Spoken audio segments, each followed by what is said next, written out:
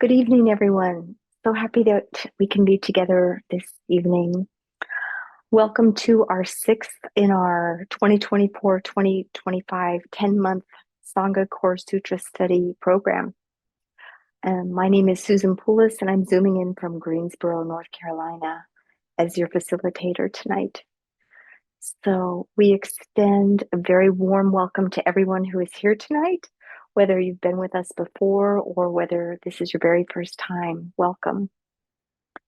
So we have a very wonderful evening planned for everybody. I will be offering a short guided meditation on love before we begin. But I think Chanwi is here. I wanted to make sure, Chanwi, if you wanted to say something now or later, just please let us know. Um, you make sure Good that you're. morning, everybody. So happy to be with you all. And thank you for the introduction, Susan. But looking at the 24 smiles on my screen, make this day a very beautiful morning. Thank you. Thank you for setting your alarm and waking up so early to join us, Changmi. Um, so we might have had a very busy day. We might have been preparing to get ready for this evening, and now is a chance for us to just come back to ourselves, to really be present. And we're just invited to come back into the body for a moment, just before we go into the guided meditation. See if you can sense your feet resting on the earth, or if you're sitting on a cushion, can you feel your legs resting? See if you can breathe in this sense of fresh, clean, clear vitality, and just breathe out any stress, any tension that you might be carrying in your legs, feet. Now we come to the hips. Can you feel the weight of your body on the chair? Can you feel gravity holding you? Trust the chair to just hold you. You don't have to do anything at this moment. See if you can really be with the sensation of your body on the chair. Let's come up the back from the tailbone, the sacrum, lower back, come up through the spine, the ribs. Bring your awareness to your shoulders, your arms, your hands and fingers. Notice, where are your hands? Are they resting on your legs? Are they folded? Where are your hands? Now let's bring our awareness to our breath. Just sense that cool air coming in through the nostrils, inflating the lungs, and releasing it with the exhale, releasing the warm air. We'll have 3 sounds of the bell to begin our guided meditation. So I hope you enjoy. Oops. This is the meditation on love from our pre-readers. So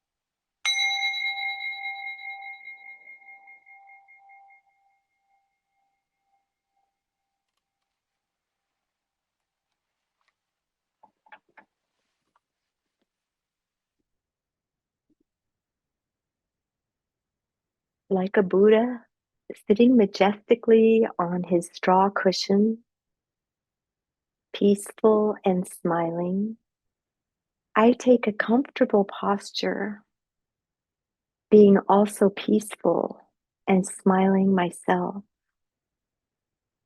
I breathe in, conscious of my in-breath.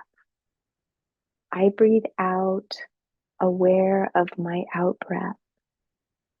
I breathe in, I breathe out.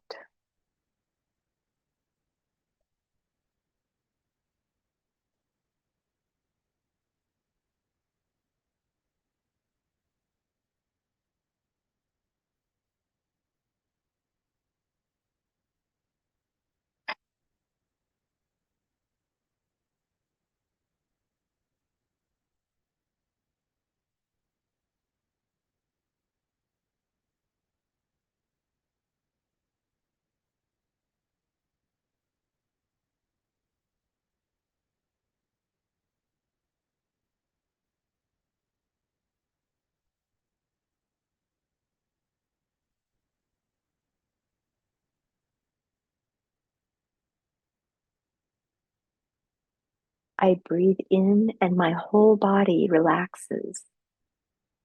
I breathe out and my whole body is rested. Rested, relaxed.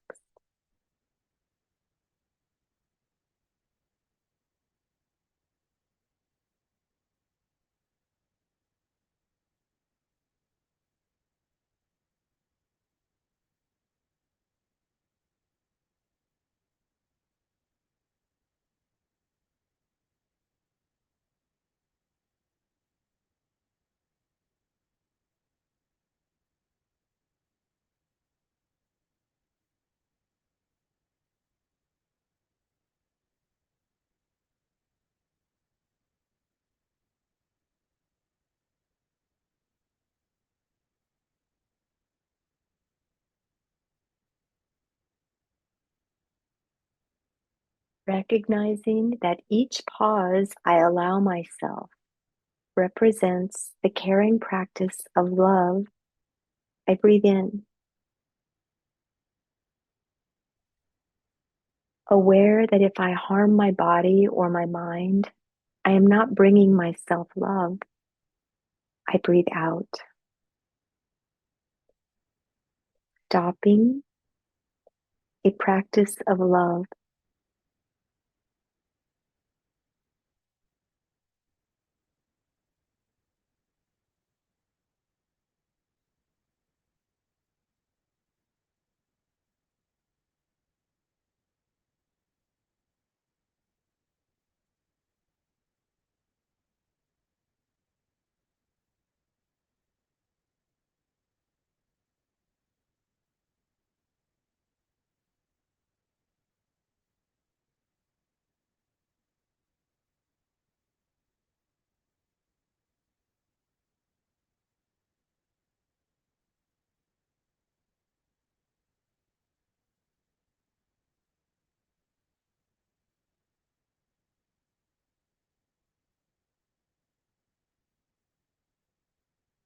Seeing my own ability to awaken, I breathe in, smiling at my Buddha nature. I breathe out, my own ability to awaken, Buddha's nature in me.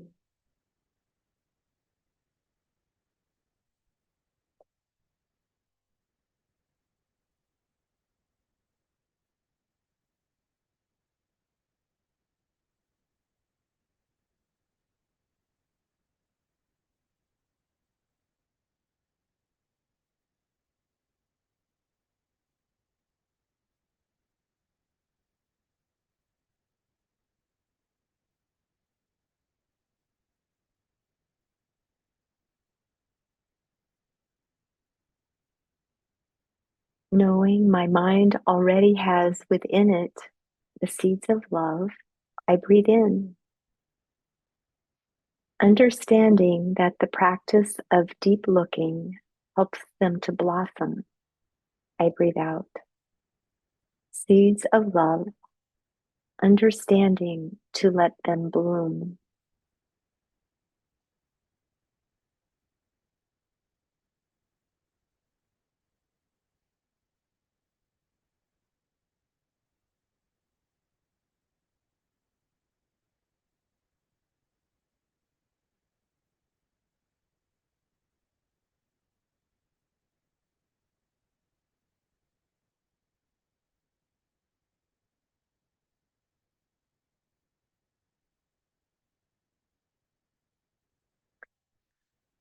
recognizing that the practices of conscious breathing and deep listening develop the seeds of compassion within me, I breathe in, knowing that I do not need to suffer in order to relieve another person's suffering. I breathe out. Compassion in me, no need to suffer.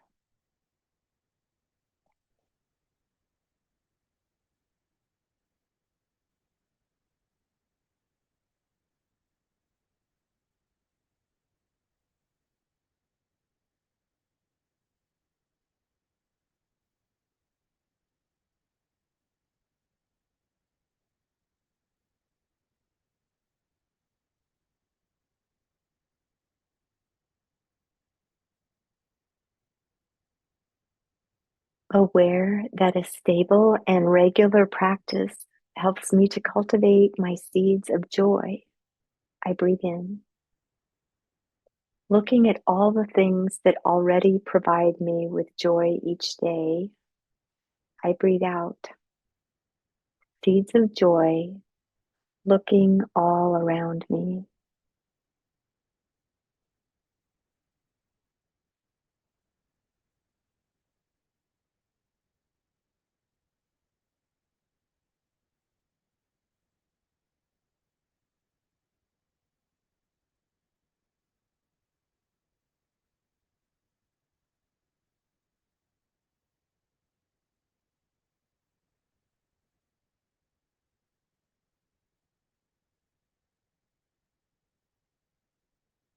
Meditating on the ability to love that I already have, I breathe in.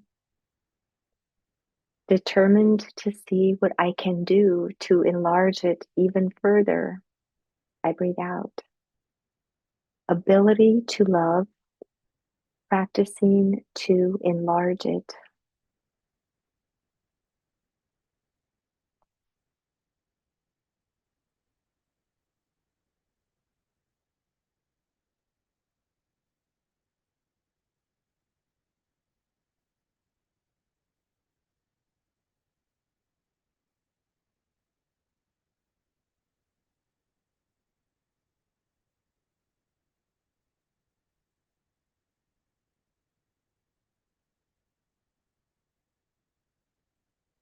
Knowing that equanimity does not mean indifference, I breathe in.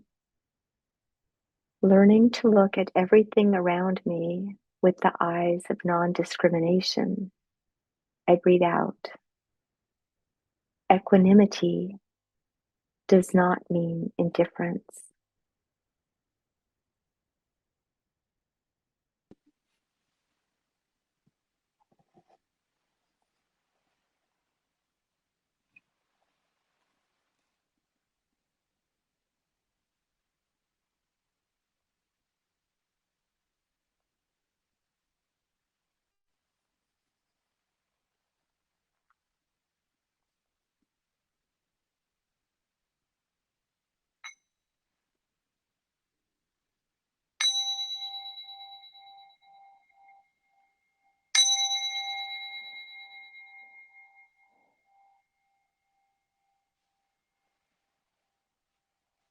And now I get to share with you the short bios of our two wonderful speakers this evening. Deborah Brooks is our first speaker, and she enjoyed her first retreat in the Plum Village tradition with Brother Chanwi in 2001, when she received the lineage name Radiant Refuge of the Source.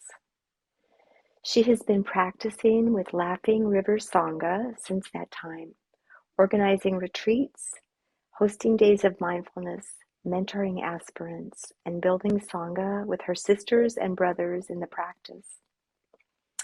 She was ordained into the Order of Interbeing in 2004 at Green Mountain Dharma Center with Sister Annabelle Laity and given the Dharma name True Realization of the Essence. Deborah's practice is enriched by a deep connection to nature, music, body-centered practices, and the love and support of her Sangha.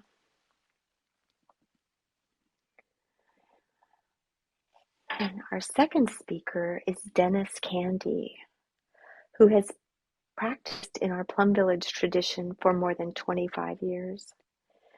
In April 2000, while living in Pittsburgh and as a member of Laughing River Sangha, he received the 5 mindfulness trainings from Brother Chanwi with the lineage name Joyful Living of the Source. In 2005, he was ordained at Estes Park, Colorado by Thai into the Order of Interbeing with the Dharma name True Mountain of Loving Kindness. Born in Ireland, Dennis has returned often over the years, helping to establish Thai's first retreat there and also mentoring several OI members in Ireland. Dennis now practices with the River Valley Sangha in Northampton, Massachusetts. And so I'll invite Jill to offer us 3 sounds of the big bell before Deborah, our first speaker, begins. So we're all invited to come back to our true home, to our breath, and to be the present moment to listen to these wonderful speakers. Thank you.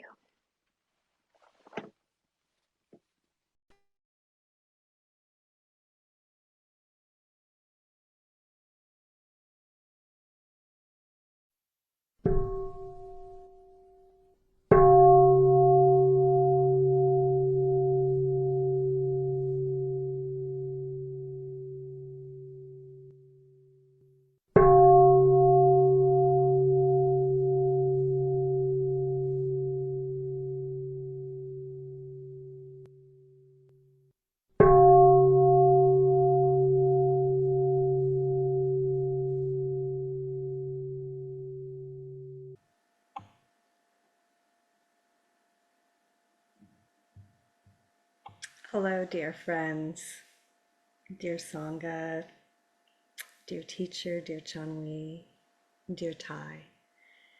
Thank you so much for being here and for practicing tonight with us. So I've been thinking a lot about love, about what it is and what it isn't. And I had something to look at with all of this because of a breakdown in one of my friendships. So this is a friend that I've been close to for a long time, for more than 20 years. And we've been through a lot together: marriages, divorce, great losses, joyous transitions. So I really believed that we knew and understood each other. But a conflict arose, as conflicts do arise in our human relationships. And although there were apologies on both of our parts, there's still been a lot of pain and misperception in that relational space. So I've tried to look deeply at the situation. And as I did that, I could see that there's a way that any perception, any image that we have of each other or ourselves is false. And that's partly because of impermanence. The seeds that blossom in us are always subject to change. And that's where faith in our Buddha nature is so important. Thai tells us there's no real love where there's no understanding. And real understanding is hard. It's hard for us to see truly. And it's an act of love to believe, to have faith in our Buddha nature and the Buddha nature of other people. It's where faith meets love and where love meets truth. The single most loving and honest thing we can do is to affirm and support each other's Buddha nature. This is where a Sangha can be so powerful. We can do that for each other. Who we are is so vast. It can't be encompassed by some concept that we have of each other or a single perception at a single point in time. Everything is constantly shifting, constantly changing and evolving. Even if we see something that's somewhat accurate in ourselves or others, some shortcoming that's real, that is by nature impermanent. It's temporary. How can we understand something so big as ourselves? There is a way, and that is with our hearts. Our heads can't do it. They'll try. But what our heads will do in the absence of understanding is create complexes. Here in the US, our national dialogue right now is a reflection of the state of our minds. We're haunted, inhabited by our complexes. Sometimes we have a superiority complex. We think we're better, smarter than other people. In a superiority complex, we idealize ourselves. We may idealize others who think like us. We bolster our position. We look for people to reinforce us in our views, and we see others as categorically wrong. You see this if you look in social media, people calling each other names, stupid, sheep, whack jobs, criminals. Sometimes it's more subtle. You have to be alert to see it. It can be a kind of proprietary attitude, perceiving the shortcomings or vulnerabilities of our friends or neighbors and feeling a little superior because we don't have those shortcomings, or we think we don't. Then there's the inferiority complex. In that kind of complex, we hide. We see ourselves that way, as the wrong, the stupid, the sheep, the criminals, the submissive, the not enough, the less than. Both kinds of complexes are totally false, but they feed each other. They interact. So why am I talking about complexes when this is a talk about love? Because our complexes are what we use to perceive and relate to the world when our hearts are small and we're perceiving without love. And they're very prevalent. And we need to understand the difference between perception and understanding based on love and perception and understanding based on complexes. When my friend was upset with me, what hurt me the most wasn't the yelling or the anger. It was that at that moment she couldn't see or affirm my Buddha nature. She had no faith in me. But when I looked more deeply, I saw something even more shocking. Neither did I. I had no faith in my own Buddha nature, or for that matter, in hers. Almost certainly, most of the time, our perceptions are inaccurate, especially when we're carrying fear, trauma, strong emotions. So we don't understand each other, and we don't understand ourselves. And the antidote to this sad situation is, guess what? Love. When we're able to see with love, we can see truly. And what is love? Love is humble. It seeks to understand. Real love is imbued with the insights of impermanence, interbeing, and nirvana, Buddha nature. We're willing to be uncertain and we surrender to these holy truths. Our complexes will tempt us, they seduce us. They promise quick fixes for the pain of our fear and uncertainty. But when we fall into a complex, it's like we put ourselves away in a small room, hiding from the vastness of who we are. It's important to recognize complexes when they show up in ourselves and in each other, because they will show up. And when we can see them, we're free to cast them aside again and again. We can refuse to take refuge in them. We're free to choose love, real love. In true love, we're naked, we're unprotected, we're vulnerable to impermanence, to not knowing, to our interbeing with each other. Our only defense is love. And that love comes from our hearts, not our heads. So, how do we develop this kind of love? We need to learn to feed our hearts and each other's hearts. And how do we do that? We train ourselves to see truly, to understand and affirm our Buddha natures. This is not idealizing each other. It's not imagining or pretending that we don't have shortcomings. It's not simple attachment or sentimentality or an expression of need.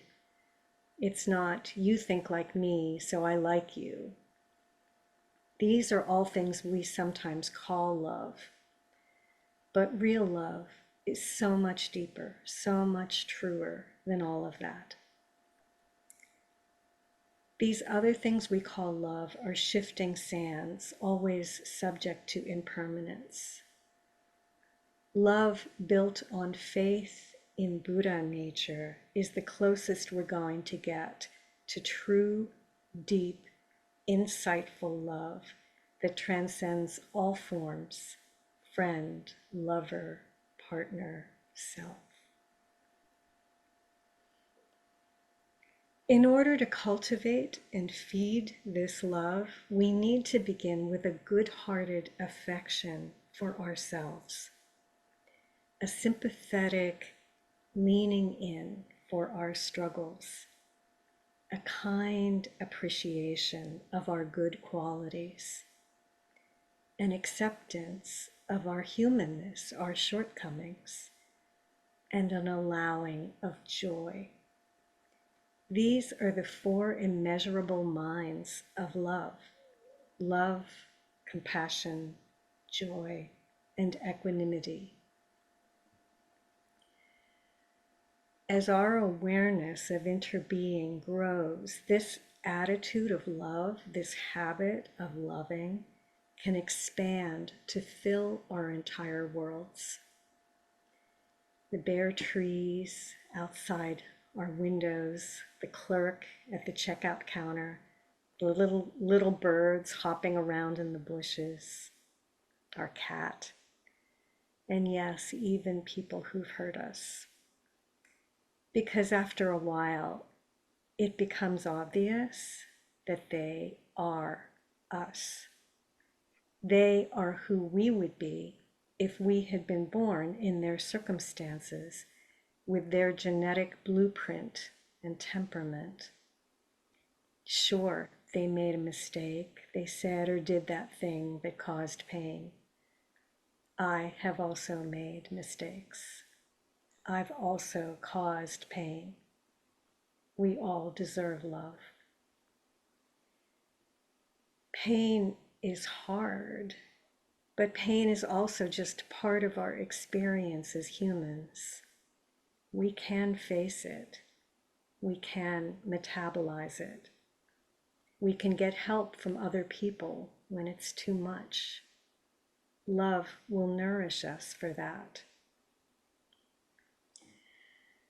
And how do we interact with people who don't seem to love or understand us? We need to grow hearts that are big enough to understand that even the person who misunderstands you is still part of you, and to maintain that sense of good-hearted affection and connection. You don't join with their misperceptions, but you do allow this sense of being of the same family to extend to everyone, even people who suffer from the illusion that they're your enemy. This is the only way we can bring about real and lasting change and transformation, the kind that we need right now. This is why the Buddha encouraged us to practice the four immeasurable minds, the mind of love. We let love permeate our minds. Let it become not just how we feel, but how we think. And that is so powerful. It transforms everything. So Thai always makes things sound so simple. Do this, don't do that. And these are the practices that I've been using to teach my heart. I wake up in the morning and I offer joy and affection to myself, to my own heart. When suffering arises, I lean in with compassion to my difficulty and suffering.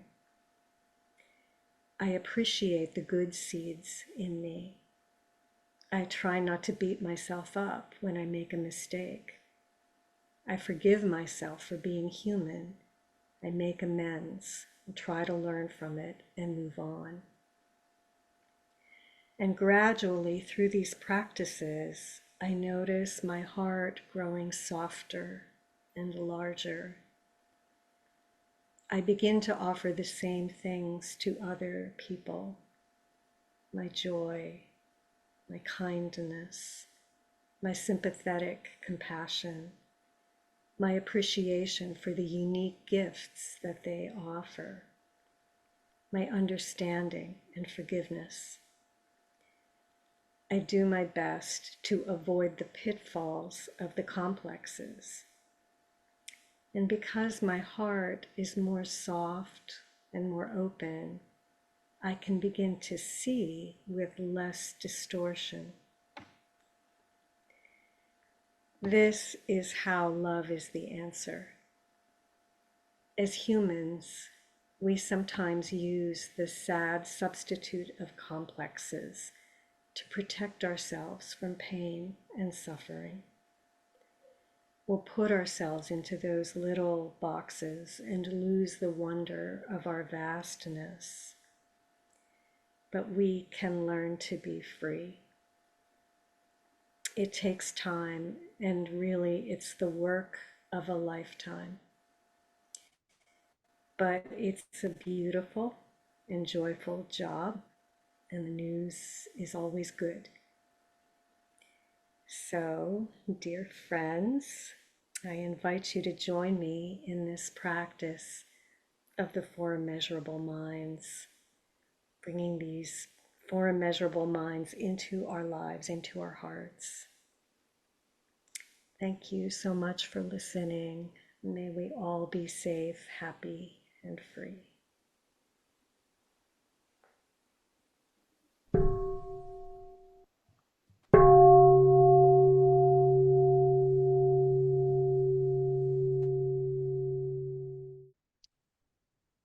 Thank you, Deborah, and good evening, dear friends from Western Massachusetts, where the snow is about 2 to 2.5 feet high, banked up and coated with a sheen of ice.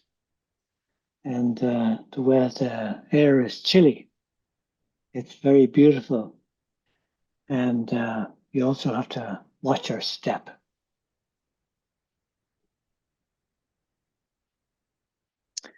Do you remember your first love?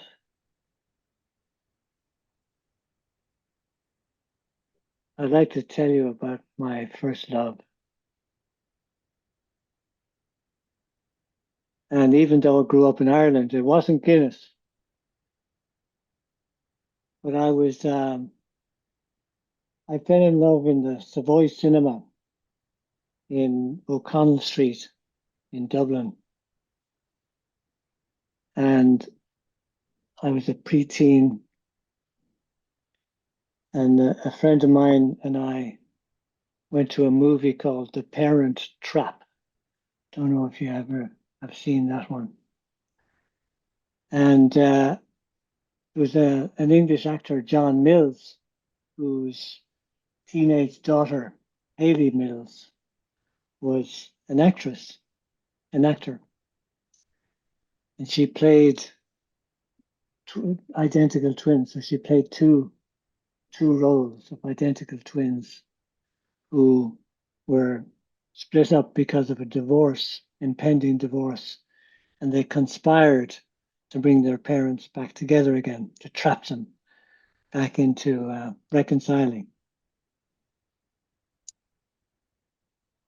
Oh, I could hardly look out the window on the bus on the way home. I was so smitten.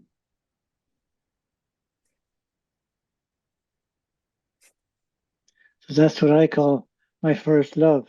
Hayley, I'm sure, had lots of boys my age, many probably hundreds or thousands that were in love.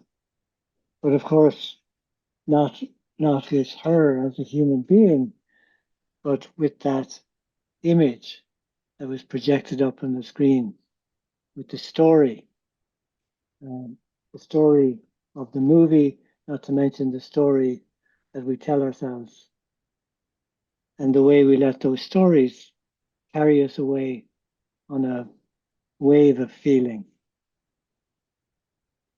In one of our readings, our dear teacher, I, reminds us that love is an energy, and he asks us to consider, what is it giving rise to? Is it giving rise to anxiety? Is it giving rise to fear? Is it giving rise to craving? And so that's different from the love that Deborah has been sharing about as part of her talk. So I think I equated love in my preteen misunderstanding. I equated love with craving, really, I think, my experience of love was more like an experience of craving, something outside of me. And of course, growing up in Ireland at a time when a quite conservative Catholic Church ruled the country for all intents and purposes, we weren't reminded as young people, and especially not as boys, we weren't reminded about our Buddha nature. Our teachers couldn't see our Buddha nature. All they could see was our mischievous nature, our sinful nature. And so that was what was given to us. Essentially, the message was, you don't have Buddha nature because you have original sin. You're a little sinner, and you can't be trusted. So Pai mentions in one of our readings about how difficult it is for us to begin to understand and embrace our own Buddha nature. Buddha nature, basic goodness, fundamental beauty. is not out there. I don't have to crave after it as something outside of me, but actually, oh wow, I have that, and it's inside me. And for me, it's been a journey to not simply hear and be interested in that possibility, but actually to bring it inside, to embody, to really fully accept my own Buddha nature.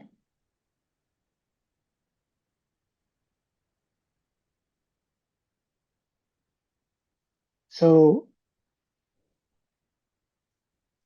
there's a practice of metta and loving kindness meditation that I'd like to invite us to uh, participate in together. Gilles, I'll ask you to invite a bell in a moment. And because my experience has been really that sometimes I have said to myself, I have Buddha nature. I have Buddha nature. But also my experience has been some part of me, some little voice has also doubted that. Oh no, you don't. Because I was given those messages, growing up. I have Buddha nature. No, you don't. So a practice that I've been engaging in recently is actually I've found it a little bit easier to offer loving kindness, the energy of loving kindness to someone else. Now, I know our teacher is very clear. How can you love someone, he says, if you're not really there? And if we don't have some sense of an internal feeling of the goodness that's part of us, it's difficult for us to offer that to others, which is what we want to do, right? We want to be of service to others. We want to nurture the Buddha nature in others. So what I've been practicing with recently is loving kindness meditation, metta, and doing so in easy stages. So the first stage, which I'd like to invite us to try to practice for a moment or two, is actually to offer not to go first with myself, but to offer loving kindness to another. Moreover, not another that might be a little bit difficult for me to embrace, but rather someone who's totally easy for me to offer loving kindness to. So, for example, in my case, it would be my grandson who's going on 4 years old. There's no impediment, no barrier to me whatsoever, no doubt, no creeping concern about offering Aidan is his name, uh, the fullness of my heart in a loving kindness meditation. So let's have a go, will we, together? Just, bring to mind someone, a being who might be in your life, a being who might have left their body now, um, a being whom you love fully, feel like you love fully and unconditionally, and who is someone, a being really easy for you to love. And Gilles, will you follow me, even though we haven't practiced this, will you follow me with a bell? And there are 3 lines that I'd like to offer, and a bell will come after each line. Very good.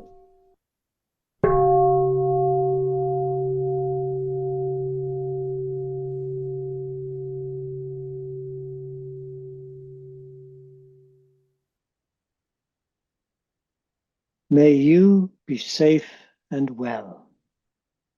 May you be safe and well.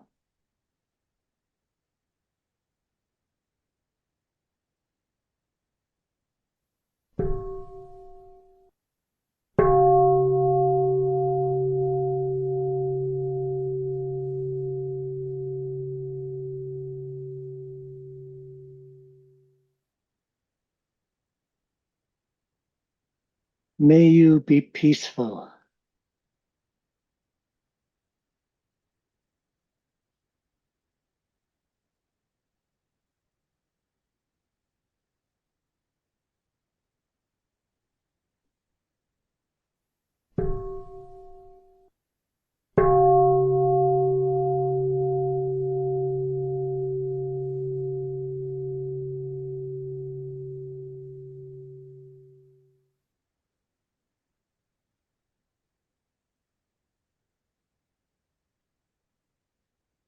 May you live with ease and kindness.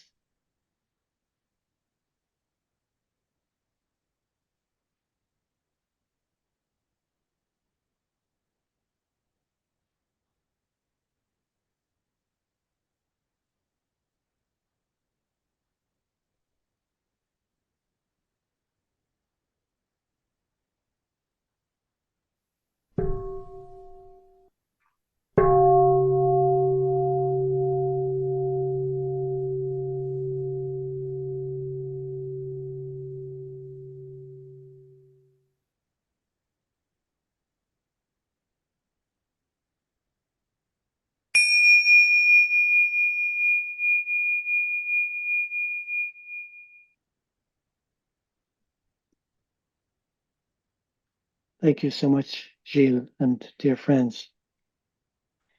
So there's another step, several other steps, as Deborah pointed out to us. There's another one I've been playing with lately is uh, offering kindness to neutral people.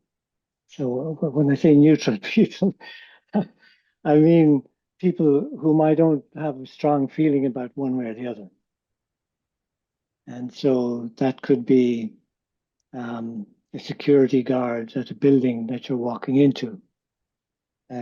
Or today, for me, it was someone from the local fire department who was sort of on standby at an event. It'd be a supermarket checkout person, and so on. And what I've been finding is that holding this intention of kindness, of loving kindness, is very helpful to me throughout the course of the day. And it's not hard to offer to someone whom I have neutral feelings about one way or the other. So I can sort of lean towards a positive feeling and a positive interaction with that person.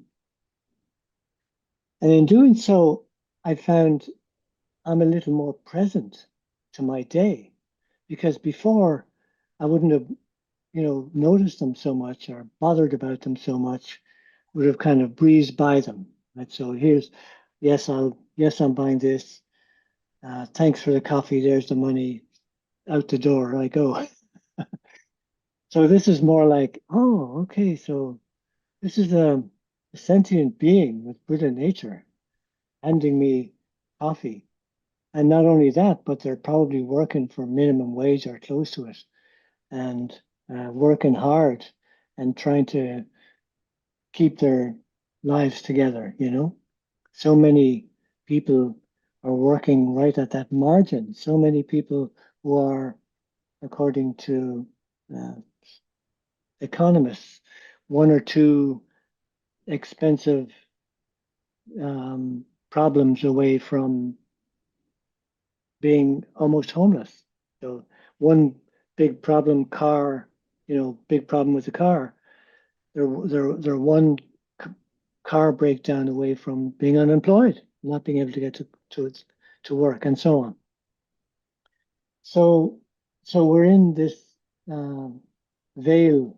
We reside in impermanence together, and at any given moment, we can feel like the rug is pulled out from under us. If a loved one is sick, if we have a crisis of one kind or another, and the person who's just made my coffee and handed it over to me is also in that position, and maybe sort of even a little more precarious in their lives than I.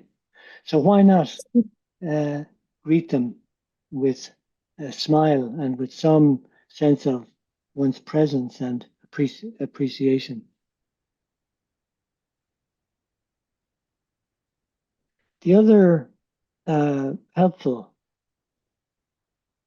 little piece of info that I read recently was, and I wasn't sure about this, because my thoughts can get very complex, and I can think a lot. But I read that our minds have only the capacity to hold one thought at a time. And if that's the case, and let's assume it is, then why not, may you be safe and well? May I be safe and well? So I found that to be a helpful practice recently when my mind begins to chatter um, like a wheel to say, okay, that's a lot of thinking. May I be safe and well. May you be safe and well. May we be safe and well. So I feel like we all have this journey from a love, from a kind of a false view, a false notion of love that maybe brings about craving or other difficulties, to the kind of experience of love that Deborah has invited us to engage in. And for me, these simple practices on a daily basis can really affirm for me that I'm doing my best in the practice of love in this world. Dear Thai, dear Chanwi, dear community, thank you so much. Dennis bowing out.